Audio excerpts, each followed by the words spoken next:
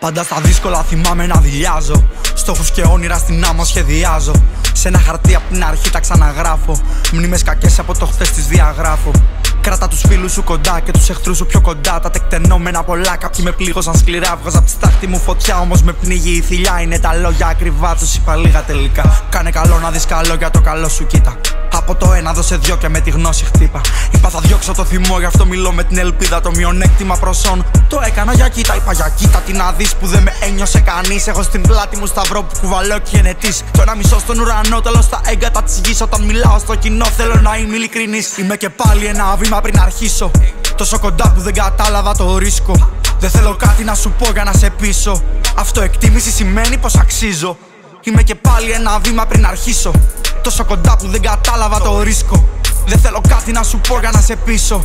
Αυτοεκτίμηση σημαίνει πως είμαι ο ΑΚ μπρο απ' την αρχή θα συστηθώ. Μάλλον σκεφτόμουν πολύ γι' αυτό το έκαψα. Ξέρεις δεν έγραφα για μήνες, είχα άλλα στο μυαλό. Πάντοτε έβλεπα μπροστά να ζήσω, ξέχασα.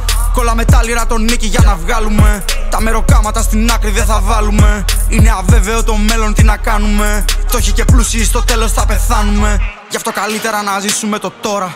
Φτιάξε μπιτάρα να ξυπνήσουμε τη χώρα. Είπα καλύτερα να ζήσουμε το σήμερα. Όλοι μαζί για να τσακίσουμε τη χήμερα. Στο σύστημά του στο κεφάλι δεν το σκύβω. Απ' την αντίθετη κατεύθυνση θα στρίβω. Θα ήταν αλλιώς τα δεδομένα παραλίγο. Αν το κοπάδι δεν φοβότανε το λύκο.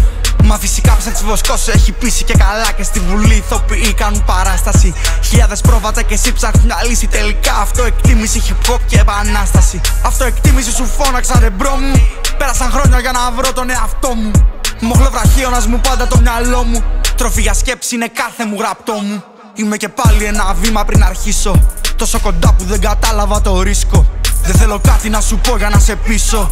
Αυτοεκτίμηση σημαίνει πως είμαι και πάλι ένα βήμα πριν αρχίσω οριστικά. Τόσο κοντά που δεν κατάλαβα το ρίσκο. Βασικά δεν θέλω κάτι να σου πω για να σε πείσω ειλικρινά. Αυτοεκτίμηση σημαίνει πως αξίζω τελικά. Αυτοεκτίμηση σημαίνει πως